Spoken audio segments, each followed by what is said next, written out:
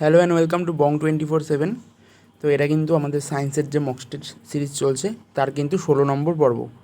তো 1 থেকে 14 একদম প্রথম দিকে রিলিজ হয়েছিল, গতকালকে থেকে কিন্তু আবার চালু হয়েছে, 14 নম্বর পর্ব থেকে কিন্তু স্টার্ট হয়েছে। তো এবার কিন্তু কিছুদিন তোমাদের সায়েন্সের মক টেস্ট কিন্তু তোমাদের জন্য করানো হবে।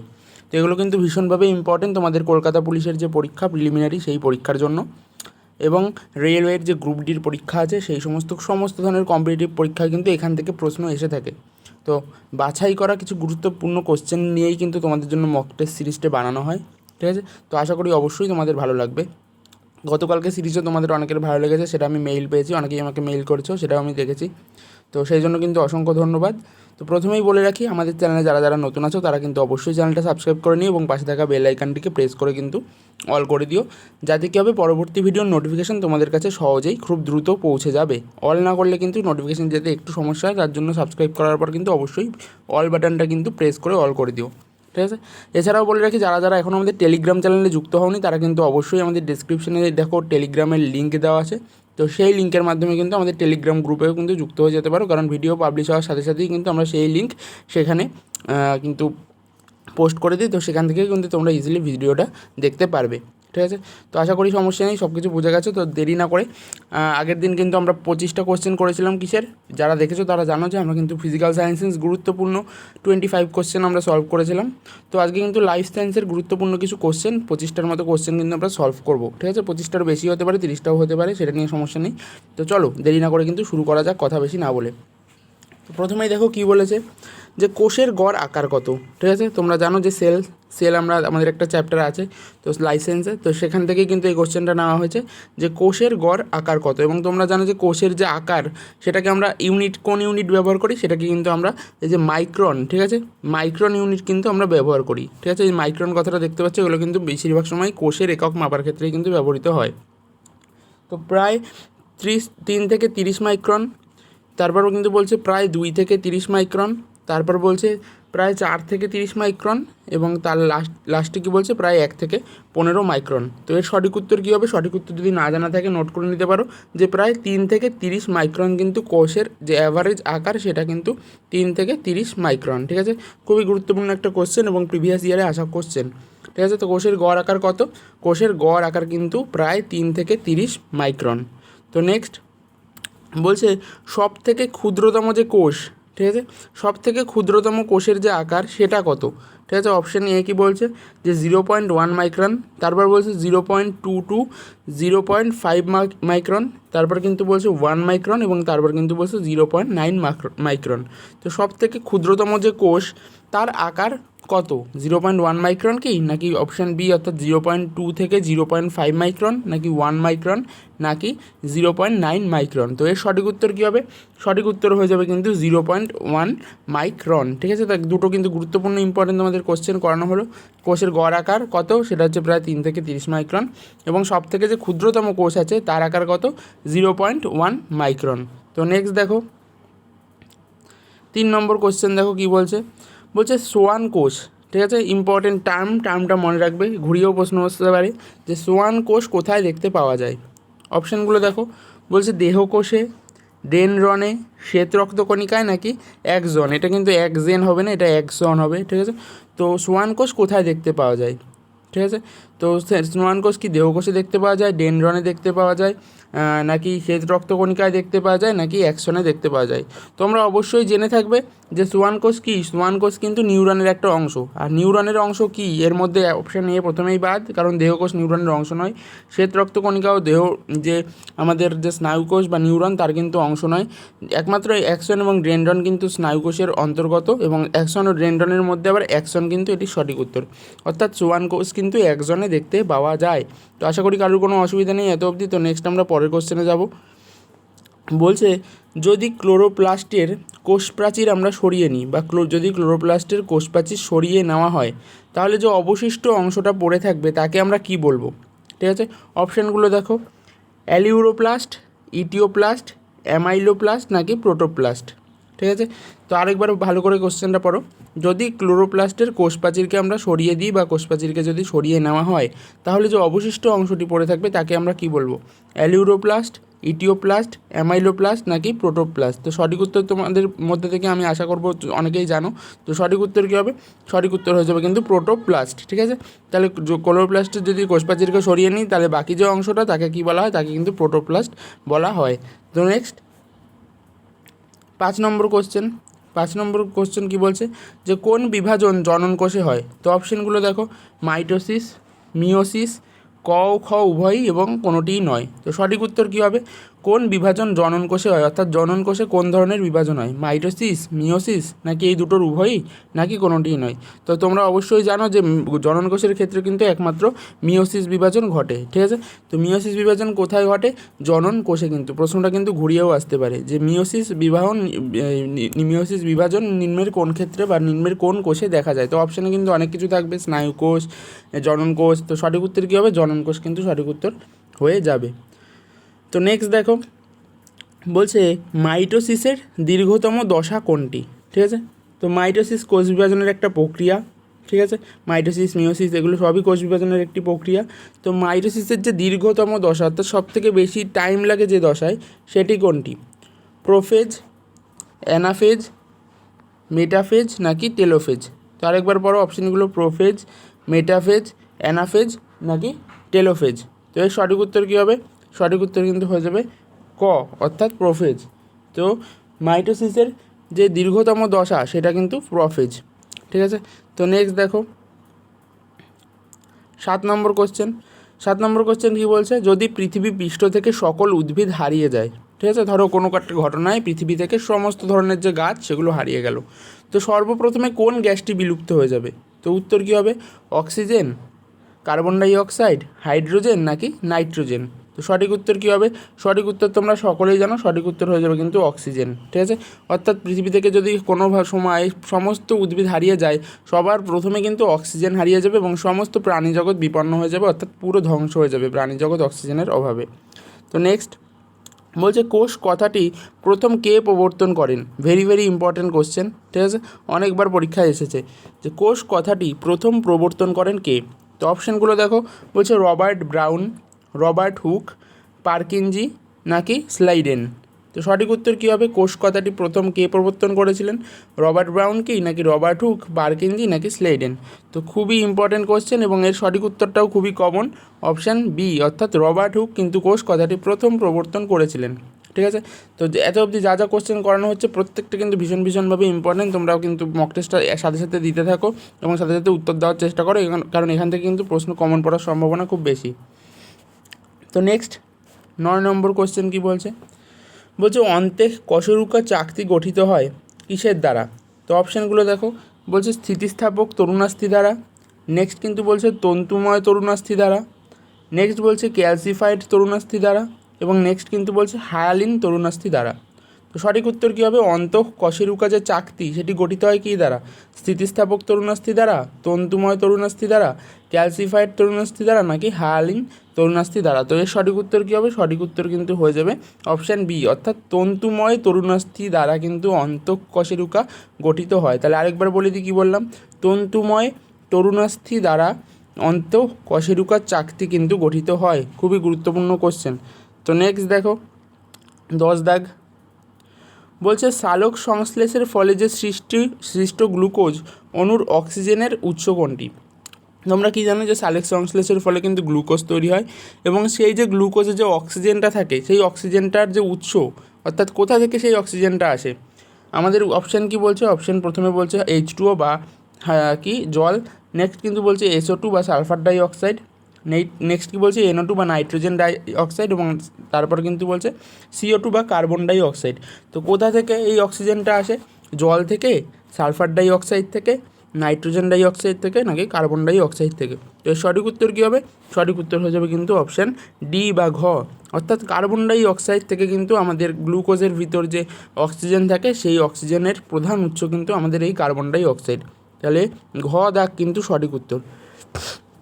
তো নেক্সট দেখো 11 দাগ, বলছে সালোক সংশ্লেষের জন্য উদ্ভিদের কোন অঙ্গটি আদর্শ স্থান হিসাবে বিবেচিত হয়? তো সালোক সংশ্লেষ করার জন্য আমাদের উদ্ভিদের কোন অঙ্গ, অর্থাৎ নিচে দেখো 4টে অঙ্গ দেওয়া আছে এবং সেই 4টে অঙ্গের মধ্যে কোন অঙ্গটি আদর্শ স্থান হিসাবে বিবেচিত হয়? তো অপশানগুলো দেখো, অপশান এ কী বলছে, পাতা, মূল, কাণ্ড নাকি মূলরোম।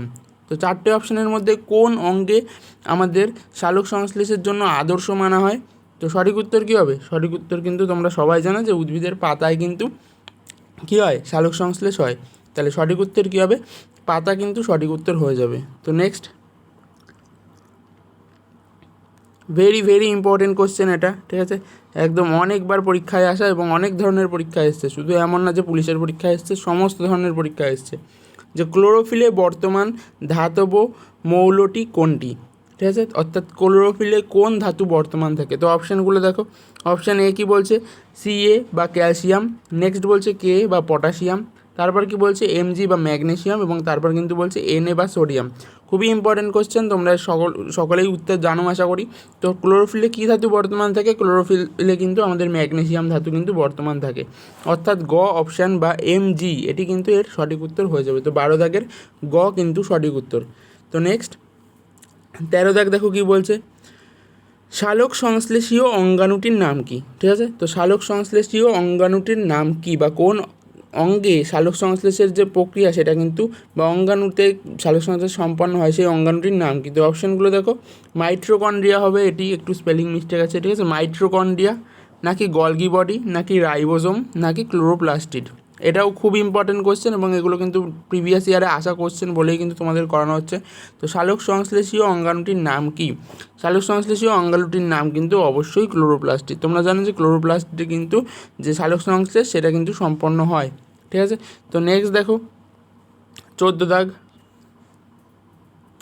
সালোক সংশ্লেষ প্রক্রিয়ায় উৎপন্ন যে অক্সিজেন তার উৎস কী? ঠিক আছে, সালোক সংশ্লেষ প্রক্রিয়ায় কিছুক্ষণ আমরা জেনেছিলাম যে গ্লুকোজ উৎপন্ন হয়। তো গ্লুকোজের যে আমাদের অক্সিজেন তার উৎস কী ছিল? সেটার উৎস কিন্তু ছিল কার্বন ডাই অক্সাইড। তো এবার কি বলছে, সালোক সংশ্লেষ প্রক্রিয়ায় উৎপন্ন যে অক্সিজেন তার উৎস কী? ক অপশান বলছে কার্বন ডাই অক্সাইড, খ অপশান বলছে H2O, গ অপশান বলছে NO2 এবং ঘ অপশান কিন্তু বলছে O3 বা ওজোন। তো সঠিক উত্তর কী হবে? সঠিক উত্তর কিন্তু হয়ে যাবে জল বা H2O। তো সালোক সংশ্লেষ প্রক্রিয়ায় উৎপন্ন অক্সিজেনের উৎস সেটা কিন্তু অপশান খ অর্থাৎ H2O কিন্তু সঠিক উত্তর হয়ে যাবে, অর্থাৎ জল কিন্তু সঠিক উত্তর। তো নেক্সট দেখো বলছে, সালোক সংশ্লেষ প্রক্রিয়ায় উৎপন্ন গ্লুকোজে বর্তমান কার্বন, হাইড্রোজেন এবং অক্সিজেনের যে অনুপাত বা রেশিও সেটা কত? অর্থাৎ কার্বন কী অনুপাতে থাকে, হাইড্রোজেন কী অনুপাতে থাকে এবং অক্সিজেন কী অনুপাতে থাকে, তার যে রেশিও সেটা কোন, এই নিচের যে চারটি তার মধ্যে কোনটি সঠিক? তো প্রথম অপশান কী বলছে 1:2:1, বি অপশান বলছে 2:1:1, গ অপশান বলছে 1:1:2 এবং ঘ অপশান কিন্তু বলছে কোনোটিই নয়। তো এর সঠিক উত্তর কী হবে? সঠিক উত্তর হয়ে যাবে কিন্তু 1:2:1, অর্থাৎ টোটাল যদি 3 ইউনিট বা 3 একক যদি গ্লুকোজ উৎপন্ন হয় তার মধ্যে কার্বন থাকে 1 ইউনিট, হাইড্রোজেন থাকে 2 ইউনিট এবং অক্সিজেন কিন্তু থাকে 1 ইউনিট। আশা করি বুঝতে কারোর অসুবিধা নেই। তাহলে রেশিওটা কী হবে? 1:2:1 কিন্তু এটির সঠিক উত্তর হয়ে যাবে। তো নেক্সট দেখো বলছে 16 দাগ, 16 দাগ দেখো কী বলছে, যে সালোক সংশ্লেষ প্রক্রিয়ায় গ্লুকোজে যে সৌরশক্তি তৈরি হয়, সালোক সংশ্লেষ প্রক্রিয়ায় গ্লুকোজে সৌরশক্তি কী হিসাবে সঞ্চিত হয়? ঠিক আছে, তো দেখো সালোক সংশ্লেষ প্রক্রিয়ায় গ্লুকোজে সৌরশক্তি কী হিসাবে সঞ্চিত হয়? তো অপশানগুলো দেখো, অপশান এ কী বলছে, যে রাসায়নিক শক্তি হিসাবে, নেক্সট কিন্তু বলছে তাপ শক্তি হিসাবে, নেক্সট কিন্তু বলছে আলোক শক্তি হিসাবে এবং নেক্সট কিন্তু বলছে গতিশক্তি হিসাবে। তো আরেকবার কোশ্চেনটা পড়ো, যে সালোক সংশ্লেষ প্রক্রিয়ায় গ্লুকোজে সৌরশক্তি যে সঞ্চিত হয় সেটি কী হিসাবে? রাসায়নিক শক্তি হিসাবে, তাপ শক্তি হিসাবে, আলোক শক্তি হিসাবে নাকি গতিশক্তি হিসাবে? তো এর সঠিক উত্তর কী হবে? সঠিক উত্তর হয়ে যাবে কিন্তু অপশান এ, অর্থাৎ সৌরশক্তি কিন্তু রাসায়নিক শক্তি হিসাবে সঞ্চিত হয় গ্লুকোজে। তো আশা করি এত অবধি কারোর বুঝতে অসুবিধা নেই। তো 17 দাগে 17 দাগে কী বলছে, বলছে সালোক সংশ্লেষ করতে সক্ষম বা সালোক সংশ্লেষ করতে পারে এমন একটি প্রাণীর নাম লেখো। তো অপশানগুলো দেখো, অপশান এ কী বলছে, হাইড্রা, নেক্সট বলছে অ্যামিবা, তারপর বলছে ইউগ্লিনা এবং তারপর কিন্তু বলছে ফিতা কৃমি। তো হাইড্রা, অ্যামিবা, ইউগ্লিনা নাকি ফিতা কৃমি, চারটে অপশানের মধ্যে কোন অপশানটা আমাদের সালোক সংশ্লেষ করতে সক্ষম? তো তোমরা সবাই জানো যে এটা কিন্তু খুবই গুরুত্বপূর্ণ একটা কোশ্চেন এবং এর সঠিক উত্তর কি? ইউগ্লিনা। তো ইউগ্লিনা কিন্তু সালোক সংশ্লেষে সক্ষম একটা প্রাণী, ঠিক আছে। তো ভালো ভালো করে এগুলো কিন্তু করে যাও, এগুলো কিন্তু ভীষণভাবে ইম্পর্টেন্ট এবং এগুলো এরকম ভিডিও পেতে কিন্তু আমাদের টেলিগ্রাম চ্যানেলে যুক্ত হয়ে যাও, ডেসক্রিপশানে কিন্তু লিঙ্ক দেওয়া আছে। তো নেক্সট 18 দাগ দেখো, 18 দাগ কী বলছে, ক্লোরোফিলবিহীন একটি উদ্ভিদের নাম লেখো। ঠিক আছে, তো ক্লোরোফিলবিহীন একটি উদ্ভিদের নাম কী হবে? তো অপশানগুলো দেখো, ক্লোরোফিলবিহীন ধান, আম, স্বর্ণলতা নাকি স্পাইরোগাইরা। তো ধান গাছ, আম গাছ নাকি স্বর্ণলতা গাছ নাকি স্পাইরোগাইরা, কোনটি ক্লোরোফিলবিহীন? তো এর সঠিক উত্তর কী হবে? সঠিক উত্তর হয়ে যাবে কিন্তু গ অপশান বা স্বর্ণলতা। ঠিক আছে, তো স্বর্ণলতা কিন্তু এমন একটি ধরনের গাছ যেখানে কি ক্লোরোফিল নেই। ঠিক আছে, তো খুবই একটাই গুরুত্বপূর্ণ কোশ্চেন। তো যদি প্রশ্ন করে যে কোন এমন গাছ আছে যেটাতে কিনা ক্লোরোফিল নেই বা ক্লোরোফিল বর্তমান নয়, তো সঠিক উত্তর কী হবে? সঠিক উত্তর কিন্তু হয়ে যাবে স্বর্ণলতা। তো নেক্সট 19 দাগ দেখো, 19 দাগ কী বলছে, পাতার কোন কলায় সালোকসেন্স প্রক্রিয়া বা সালোক সংশ্লেষ প্রক্রিয়া সেটা কিন্তু সংঘটিত হয়, অর্থাৎ কোন কলায়? তো অপশানগুলো দেখো, স্থায়ী কলায়, মেসোফিল কলায়, ভাজক কলায় নাকি কোনোটিই নয়।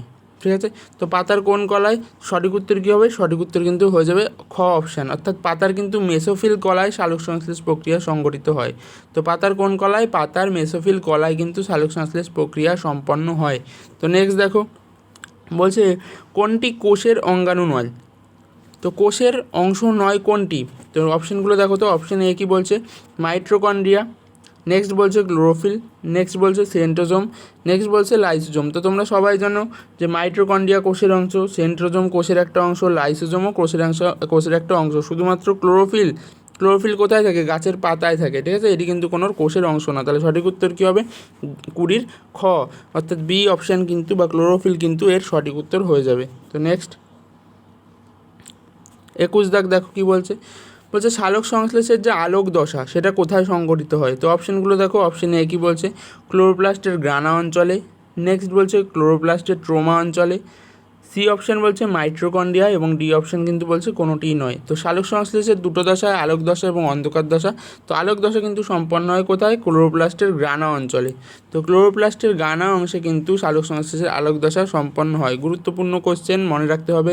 তো ক্লোরোপ্লাস্টের গ্রানায় কী সম্পন্ন হয়? সালোক সংশ্লেষের আলোক দশা কিন্তু সংঘটিত হয়। তো নেক্সট দেখো, বলছে ফোটন কণার উপস্থিতিতে জলের আয়নীকরণের যে প্রক্রিয়া, আয়নীকরণ মানে কি সোজা বাংলায় ভাঙা, তো জল ভেঙে যাওয়ার যে প্রক্রিয়া সেটাকে কি বলা হয়? তো অপশানগুলো দেখো, প্লাজমোলাইসিস, গ্লাইকোলাইসিস, হিমোলাইসিস নাকি ফটোলাইসিস। তো সঠিক উত্তর কী হবে? সঠিক উত্তর হয়ে যাবে কিন্তু ফটোলাইসিস, অর্থাৎ জলের যে আয়নীকরণের প্রক্রিয়া ফোটন কণার উপস্থিতিতে তাকে কি বলি আমরা? তাকে কিন্তু ফটোলাইসিস বলি। ঠিক আছে, তো নেক্সট দেখো 23 দাগে যাব। 23 দাগে দেখো কী বলছে, যে ফটোলাইসিস যে প্রক্রিয়া, ঠিক আছে, তো সেটি প্রথম পর্যবেক্ষণ বা লক্ষ্য করেছিলেন কে? তো বিজ্ঞানীর নাম দেখো, বিজ্ঞানী বার্নেস, বিজ্ঞানী শেরিংটন, বিজ্ঞানী মার্শাল নাকি বিজ্ঞানী রবিন হিল। তো এর সঠিক উত্তর কী হবে? তো ফটোলাইসিস প্রক্রিয়াটি প্রথম কিন্তু পর্যবেক্ষণ করেছিলেন বিজ্ঞানী রবিন হিল। ঠিক আছে, তো ফটোলাইসিস প্রক্রিয়াটি প্রথম পর্যবেক্ষণ করেছিলেন কে? করেছিলেন কিন্তু বিজ্ঞানী রবিন হিল। তো বিজ্ঞানী রবিন হিল বা অপশান ঘ কিন্তু এটির সঠিক উত্তর হয়ে যাবে। তো নেক্সট দেখো কী বলছে, হিল বিকারকটি হলো কি? তো অপশানগুলো দেখো, হিল বিকারক কাকে বলা হয়?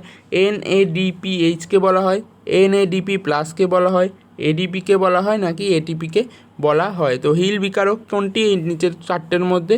তো অপশান বি বা NADP প্লাস, এটি কিন্তু হিল বিকারক নামে পরিচিত। তো আরেকবার মনে রাখি যে NADP প্লাস এটাকে কী বলা হয়? এটাকে কিন্তু হিল বিকারক বলা হয়।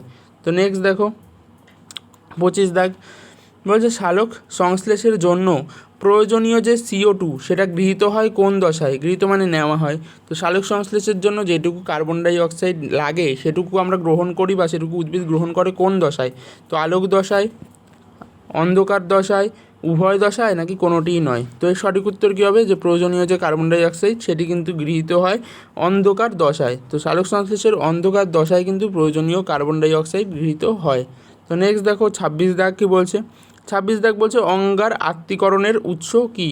তো অঙ্গার আত্তীকরণের উৎস কী? অপশান এ কিন্তু বলছে সূর্য, নেক্সট বলছে ক্লোরোফিল, নেক্সট বলছে ADP এবং নেক্সট কিন্তু বলছে ATP। তো অঙ্গার আত্তীকরণের উৎস এটাকে কি বলা হয়? এটাকে কিন্তু ATP বলা হয়। তো ATP কিন্তু আমাদের অঙ্গার আত্তীকরণের যে উৎস, ঠিক আছে, তো ATP কিন্তু এটি সঠিক উত্তর বা অপশান ঘ কিন্তু এটি সঠিক উত্তর। তো নেক্সট দেখো, বলছে রাত্রিবেলা উদ্ভিদে শ্বেতসার কোথা থেকে প্রস্তুত হয়?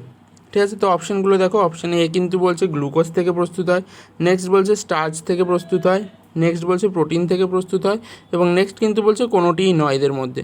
তো রাত্রিবেলা উদ্ভিদে যে শ্বেতসার তৈরি হয় সেটা কোথা থেকে, সেটা কিন্তু অবশ্যই গ্লুকোজ থেকে, অর্থাৎ অপশান ক বা প্রথম অপশানটাই কিন্তু এর সঠিক উত্তর। তো রাত্রিবেলা উদ্ভিদে গ্লুকোজ থেকে কিন্তু শ্বেতসার প্রস্তুত হয়। তো নেক্সট 28 দেখো কি বলছে, বলছে গ্রানামস্থিত কোয়ান্টাজামের প্রতিটি ক্লোরোফিলে অণুর সংখ্যা কত, অর্থাৎ গ্রানা অঞ্চলে যে অবস্থিত যে কোয়ান্টাজামের, সেই কোয়ান্টাজামের প্রতিটিতে যে ক্লোরোফিল অণুর যে সংখ্যা সেটা কত, 150টি, 230টি, 350টি নাকি 450টি। তো এর সঠিক উত্তর কী হবে, অর্থাৎ গ্রানামস্থিত কোয়ান্টাজামের প্রতিটি ক্লোরোফিল অণুতে যে অণুর সংখ্যা সেটা কত, সেটা কিন্তু 230। তো অপশান খ বা অপশান বি কিন্তু এটির সঠিক উত্তর। তো নেক্সট দেখো 29 বলছে কোন তরঙ্গ দৈর্ঘ্যযুক্ত আলোতে সালোক সংশ্লেষ প্রক্রিয়া সব থেকে ভালো হয়, খুবই ইম্পর্টেন্ট কোশ্চেন এবং ইনফরমেটিভ একটা প্রশ্ন। তো অপশান এ দেখো, অপশান 390 থেকে 490 NM, তারপর 650 থেকে 700 NM, তারপর কিন্তু বলছে 500 থেকে 550 NM, এবং তারপর কিন্তু বলছে কোনোটিই নয়। তো সব থেকে ভালো তরঙ্গ দৈর্ঘ্যযুক্ত আলো যেটা হচ্ছে 650 থেকে 700 NM, এই আলোতেই কিন্তু সব থেকে সালোক সংশ্লেষ প্রক্রিয়াটা বেস্ট হয় বা সব থেকে কিন্তু ভালো হয় এই আলো দৈর্ঘ্যযুক্ত আলোতে। তো সঠিক উত্তর কী হবে, অপশান বি কিন্তু সঠিক উত্তর হয়ে যাবে। তো নেক্সট দেখো 30 কী বলছে, সালোক সংশ্লেষের জন্য উদ্ভিদের শুষ্ক ওজন কী হয়, অর্থাৎ সালোক সংশ্লেষ যে প্রক্রিয়া ঘটে উদ্ভিদের দেহে তার ফলে তো উদ্ভিদের কিছু একটা হয়, তো কী হয়, উদ্ভিদের যে ওজন সেটা সামান্য পরিমাণ কী হয়, বৃদ্ধি পায়, হ্রাস পায়, অপরিবর্তিত থাকে, নাকি কখনো বৃদ্ধি পায় আবার কখনো হ্রাস পায়। তো সালোক সংশ্লেষ প্রক্রিয়ার জন্য কিন্তু উদ্ভিদের শুষ্ক ওজন সবসময় বৃদ্ধি পায়। তো অপশান ক কিন্তু এটির সঠিক উত্তর। তো আজকে কিন্তু মোটামুটি 30টার মতো তোমাদের প্রশ্ন করানো হলো এবং পরবর্তীকালে আরও অন্যান্য সমস্ত ধরনের কোশ্চেন তোমাদের জন্য করানো হবে। তো আজকের ভিডিওটা তোমাদের কেমন লাগলো অবশ্যই তোমরা কমেন্টে জানাবে এবং অবশ্যই একটা লাইক করবে এবং ভালো লাগলে কিন্তু বন্ধুদের মাঝে অবশ্যই শেয়ার করবে, ঠিক আছে। এবং যারা যারা আমাদের চ্যানেল নতুন তারা কিন্তু অবশ্যই চ্যানেলটা সাবস্ক্রাইব করবে এবং পাশে থাকা বেল আইকনটিকে প্রেস করে কিন্তু অল করে দেবে, যাতে কী হবে পরবর্তী ভিডিওর নোটিফিকেশান তোমাদের কাছে সহজেই পৌঁছে যাবে। তো পরবর্তী ভিডিওর জন্য অপেক্ষা করো, পরবর্তী ভিডিও কিন্তু খুব শীঘ্রই পাবলিশ হচ্ছে সায়েন্সের উপর। তো এত অবধি ভিডিওটা না টেনে দেখার জন্য কিন্তু অসংখ্য ধন্যবাদ।